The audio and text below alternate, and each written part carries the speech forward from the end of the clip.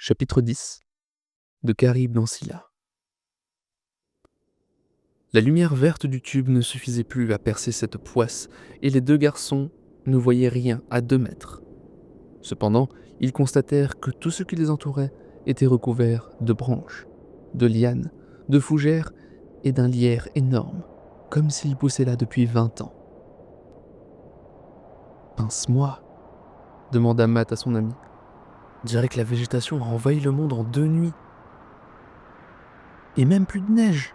fit Tobias, en se penchant par-dessus le parapet de la route pour distinguer les alentours. « De mieux en mieux. Est-ce que ta lampe marche ?» Tobias tenta de la rallumer sans succès. « Non, aucune en fait, » avoua-t-il après en avoir essayé plusieurs. « Qu'est-ce qu'on fait maintenant ? J'avais espéré trouver d'autres personnes. » « On s'en tient à notre plan, aller vers le sud. »« Là-dedans ?» objecta Tobias en désignant la brume qui les entourait.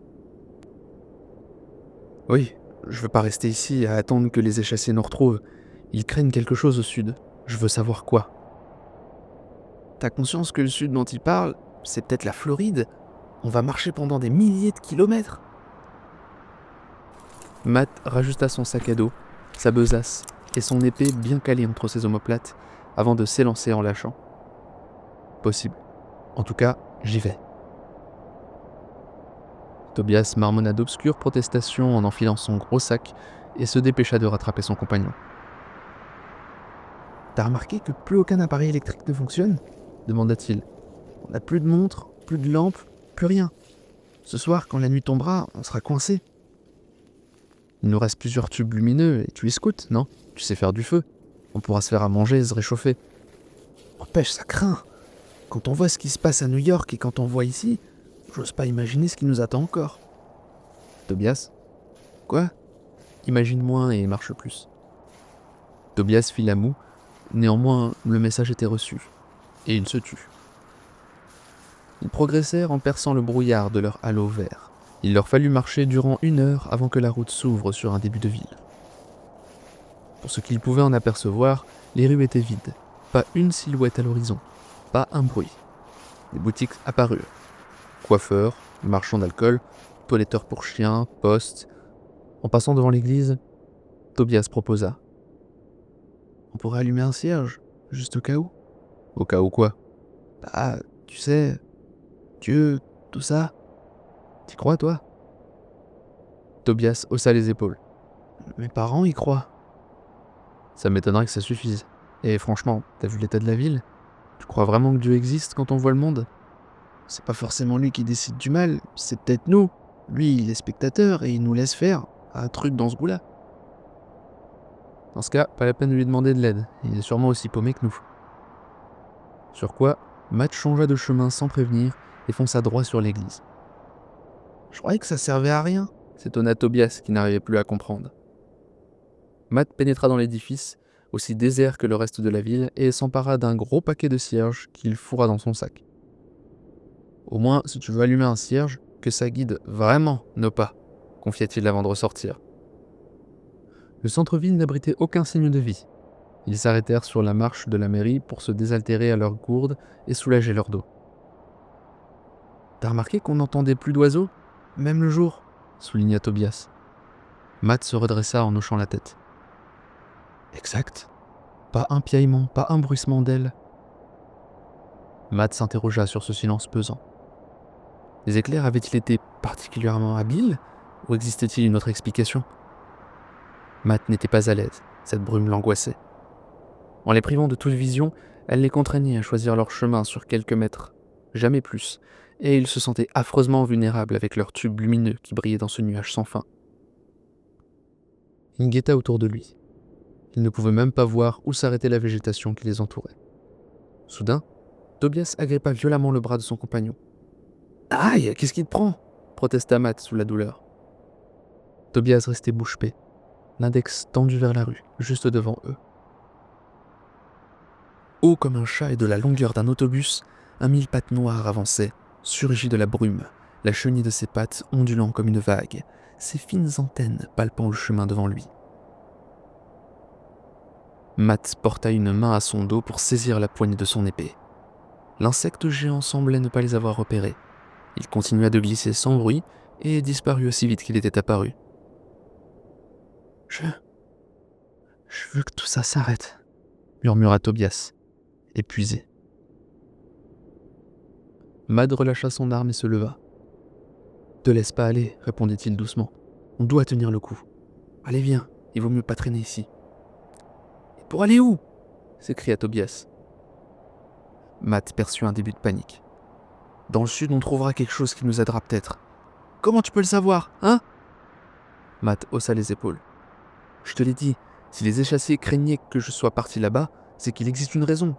On doit y aller, je le sens. Ton fichu instinct, c'est ça Matt fixa les yeux rougis de son ami. Oui, fit-il. On doit aller au sud, j'en suis persuadé. Souviens-toi de la fois où on s'était perdu dans les Catskills. J'avais retrouvé le refuge du groupe. Et la fois où on jouait dans le parc à côté de Richmond Town. J'ai senti qu'il fallait pas y aller. Et ces 3 grands crétins nous ont attaqués. Chaque fois que je sens un truc, ça marche. Fais-moi confiance. On doit partir pour le sud. Tobias se leva péniblement. J'espère que tu te trompes pas, marmonna-t-il en ajustant son sac à dos et son arc. Ils se remirent en route, longeant la rue principale qu'ils remontèrent jusqu'au faubourg. Là, Tobias s'écarta pour s'emparer d'une bouteille de lait sur le perron d'une petite maison en bois. Tout heureux de sa prise, il en oublia un moment la brume étouffante. C'est rare de voir des bouteilles en verre. On voit plus les gens se faire livrer le lait le matin.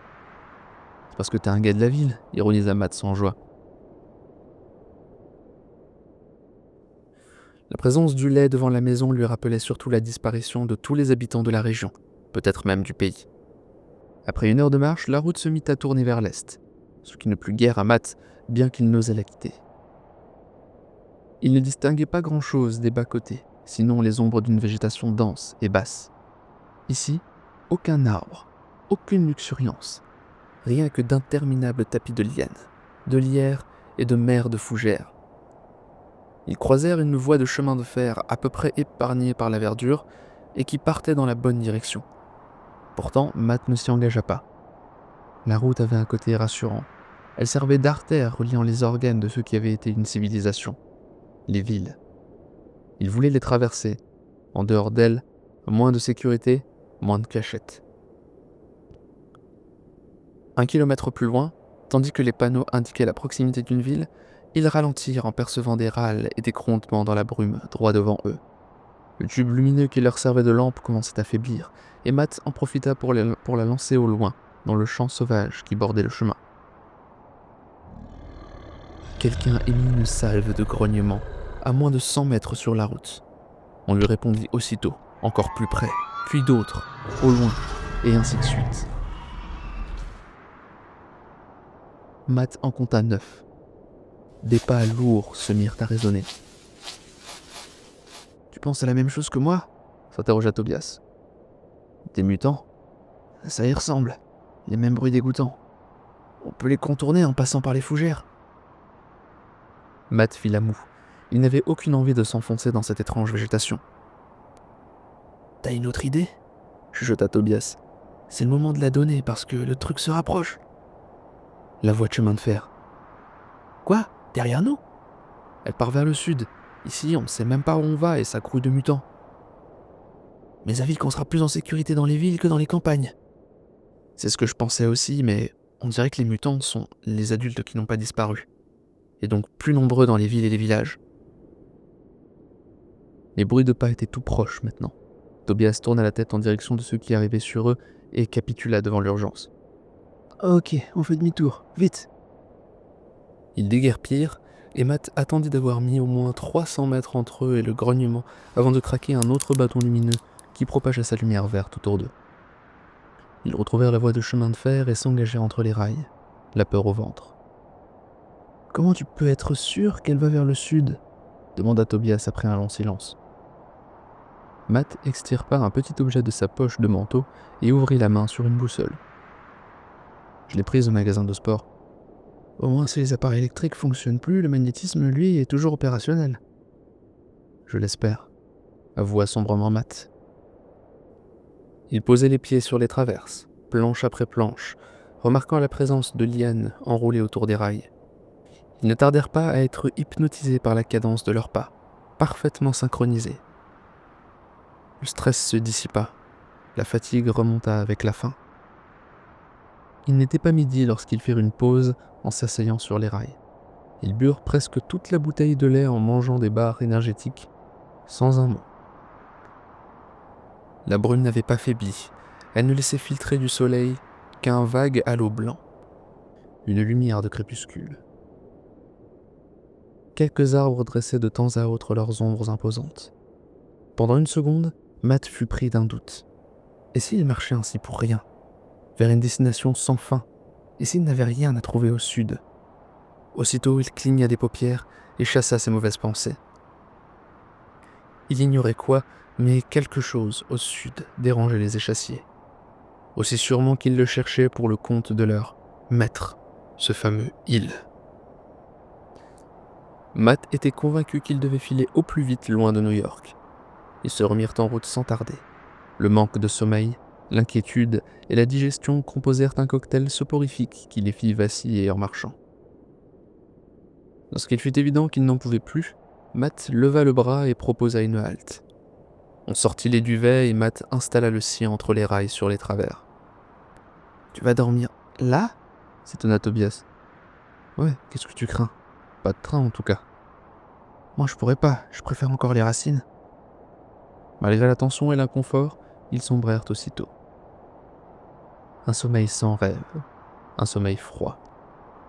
Et pendant qu'ils se reposaient, une ombre passa au-dessus d'eux. Entre ces chape de brume et le soleil, une ombre silencieuse qui tournoya une minute à l'aplomb de leur position, comme si elle pouvait les sentir. Mais prisonniers de leur sarcophage vaporeux, les deux garçons demeuraient invisibles. L'autre finit par reprendre de l'altitude et se dilua à l'horizon.